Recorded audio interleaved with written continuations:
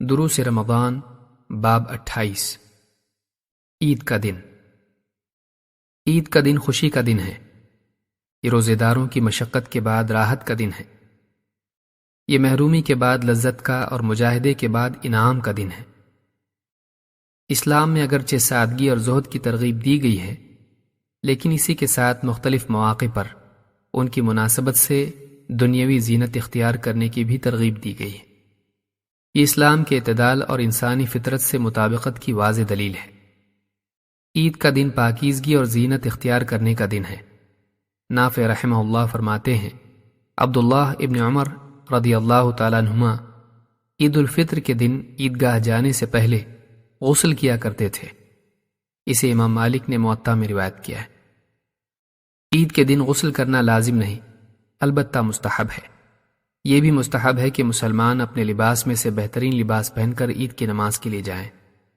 ضروری نہیں کہ لباس نیا ہو، بلکہ اپنے کپڑوں میں سے بہترین لباس پہن کر نماز عید کے لیے جانا بھی کافی ہے۔ نافع رحمہ اللہ فرماتے ہیں، ابن عمر رضی اللہ تعالیٰ عنہما عیدین میں اپنا سب سے اچھا لباس پہنا کرتے تھے۔ اسے امام البیہقی نے اپنی سنن میں روایت کیا ہے۔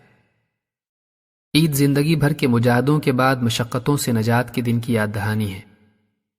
یہ دنیا کی تکلیفوں اور رنج و غم سے آزادی کے دن کو یاد دلانے والا دن ہے۔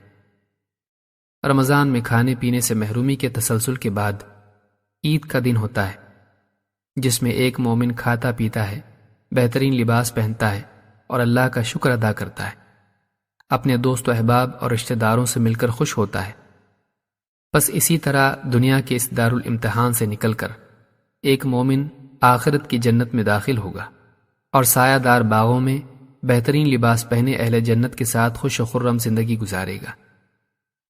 عید کا دن جنت میں داخلے کا دن یاد دلاتا ہے اور اس دن کی تیاری کے لیے ایک بندہ مومن کو آمادہ کرتا ہے۔ عید روزوں کے ختم ہونے کا دن ہے، لہٰذا اس دن عیدگاہ جاتے وقت کچھ کھا کر ہی جانا چاہیے۔ عید کے دن روزہ رکھنا جائز نہیں، بلکہ عیدگاہ جانے سے قبل طاق عدد کھجوریں کھانا نبی کریم صلی اللہ علیہ وسلم کی سنت مبارکہ ہے۔ طاق سے مراد 1، 3 اور 5 وغیرہ ہیں، لیکن چونکہ حدیث میں طاق کھجوروں کا ذکر ہے جس سے 2 سے زیادہ کھجوریں مراد ہیں، لہٰذا کم از کم 3 کھجوریں کھا کر ہی عیدگاہ جانا چاہیے۔ انس بن مالک رضی اللہ تعالیٰ عنہ فرماتے ہیں، رسول اکرم صلی اللہ علیہ وسلم عید الفطر کے دن نماز کے لیے طاق عدد کھجوریں کھائے بغیر نہیں نکلتے تھے۔ اس حدیث کو امام بخاری نے روایت کیا ہے۔ عید کے دن ایک دوسرے سے کیا کہیں؟ ہر قوم کے افراد آپس میں ایک دوسرے سے ملتے ہیں تو کچھ نہ کچھ کلمات تحیہ کے طور پر کہتے ہیں۔ اسلام میں بھی ملاقات کے وقت ایک دوسرے کو سلام کرنے کی تعلیم دی گئی ہے۔ سلام نہ صرف آپس میں ایک دوسرے کے لیے سلامتی اور اللہ کی رحمت و برکت کی دعا ہے، بلکہ وہ اپنے دل کو دوسرے مسلمانوں کے لیے کھوٹ سے پاک کرنے کا بھی ذریعہ ہے۔ لیکن عید کا دن عام دن نہیں۔ عید کے دن سلام کے کلمات کے ساتھ ساتھ مسلمانوں کو کچھ اور کلمات بھی تعلیم دیے گئے ہیں۔ ان کلمات کے معنی پر غور کرنے سے معلوم ہوتا ہے کہ عید کے دن مسلمانوں کے ایک دوسرے کے لیے کیا جذبات ہونے چاہیے۔ جبیر ابن نفیر رحمہ اللہ فرماتے ہیں، رسول کریم صلی اللہ علیہ وسلم کے صحابہ جب عید کے دن ایک دوسرے سے ملتے تو کہتے، تقبل اللہ منا و منک، اللہ ہم سے اور آپ سے قبول فرمائے۔ ایک روایت میں ہے، تقبل اللہ منا و منکم، اللہ ہم سے اور آپ سب سے قبول فرمائے۔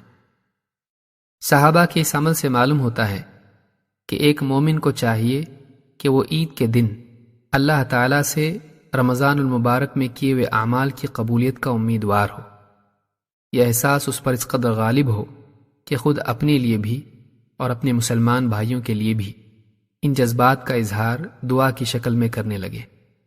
وہ اپنے اور اپنے مسلمان بھائیوں کے لیے اللہ تعالیٰ سے قبولیت و مغفرت کا طالب ہو۔ اسلام خیر خواہی کا دین ہے اور مومن ہر حال میں خیر خواہ ہوتا ہے۔ عید کا دن اسی خیر خواہی کے اظہار کا دن ہے۔